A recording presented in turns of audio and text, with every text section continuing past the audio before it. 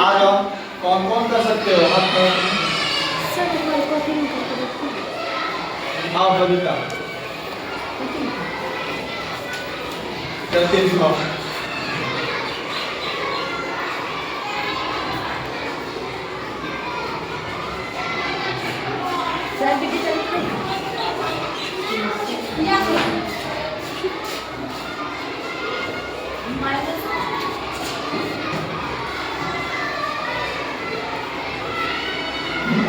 कर रही हो? क्या कर रही हो?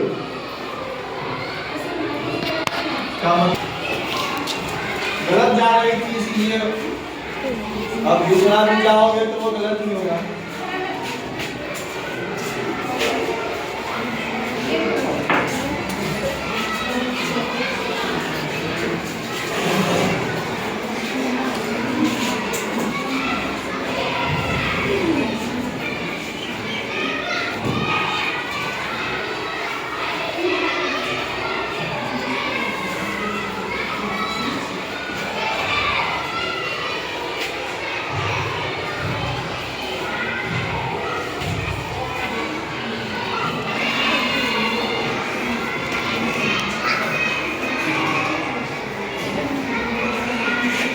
तुम भी गलत नहीं बना रही हो, लेकिन करो करो करो जो होता है ना करो, क्योंकि इसकी जरूरत है। ठीक है, और कोई? चलो इनसाइड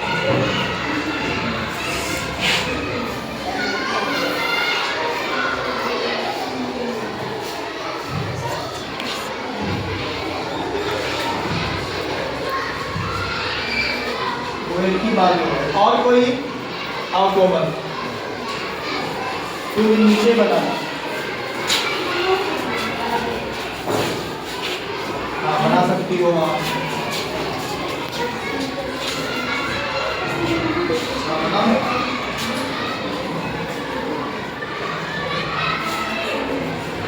क्या है कैसे हुआ? जो होगा वो करके दिखा।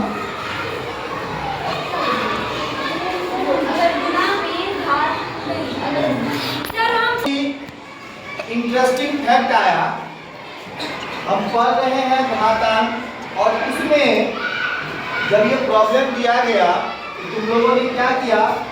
एक ने बनाया 2 का पावर 3 है तो 2 को 3 बार गुना करके 8 कर लिया। उसके बाद 2 का पावर यानी कि घात क्या है? 4 है तो 2 को 4 बार 2 गुना 2 गुना 2 गुना 2 गुना करेंगे तो 16 है। इनको गुना कर दिए, कितना टाइम लगा? दूसरे विद्यार्थी ने अंशु ने भी यही किया, सेम वही चीज है। 2 का पावर 3 है, इसको 3 बार कर दिया गया, लिख दिया गया गुना में, और 2 का पावर 4 है तो इसका भी सेम वही चीज है। एक तीसरा स्टूडेंट कोमल है, वो 2 का पावर 3 और 2 का पावर 4 गुना में है तो क्या है? 2 का पावर 7 लिख दी, लेकिन ये नहीं बता पा रही है कि वो कैसे हुआ। तो बाद में कुछ बच्चे बता रहे हैं कि वो आधार जब सेम होगा तो पावर जो होता है होता है। तो यही नियम है, पहला जो रूल है घातांक का। सबसे पहले ये जानिए ये इसकी जरूरत क्यों है। हम जब किसी संख्या को ऐसे लिखे हैं 3 पावर मतलब घात, 2 का घात क्या है? 3 है, घात 3 है पावर, तो इसको हम लोग क्या कहते हैं? घातांकीय रूप में कहते हैं। घातांकीय, ये मेरा घातांकीय रूप होता है, जिसको हम लोग अंग्रेजी में कहें कहते हैं एक्सपोनेंशियल फॉर्म। एक्सपोनेंशियल फॉर्म, हम किसी संख्या को जो है एक्सपोनेंशियल फॉर्म में लिखते हैं, अंग्रेजी में ये कहते हैं। इसमें होता क्या है कि मेरी कोई संख्या a है, a मान लेते हैं है ना, इस पर पावर लिख दिया हमने m, तो इसको क्या पढ़ेंगे? a to the power m, या हिंदी में a का घात m, और अंग्रेजी में क्या कहेंगे? a to the power power m, समझ गया m। इसका मतलब होता है कि a को a गुना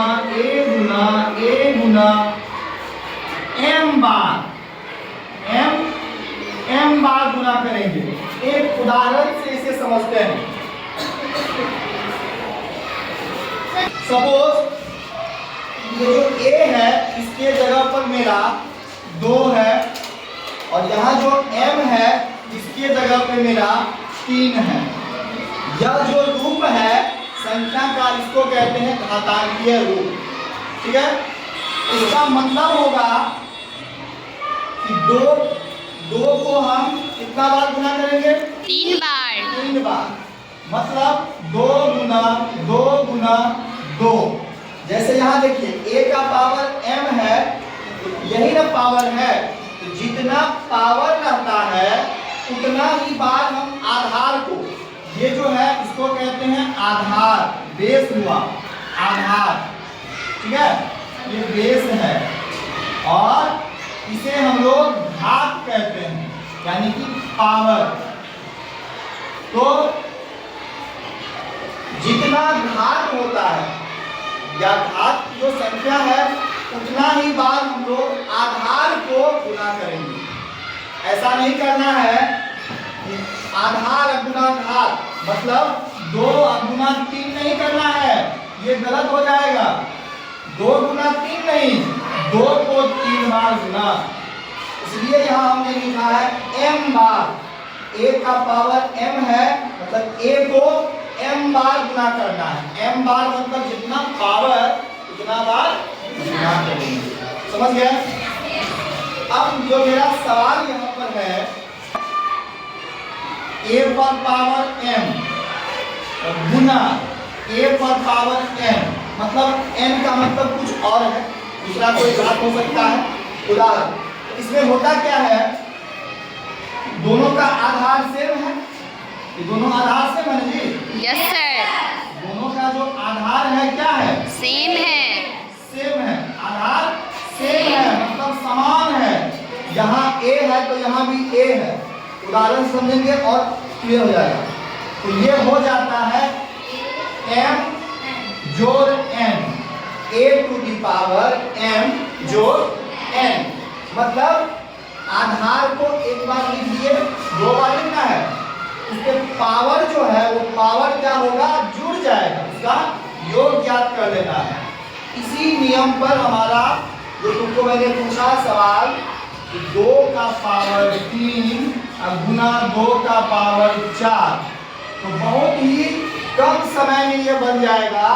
और 2 का पावर 3 जोड़ 4 होगा कि नहीं होगा?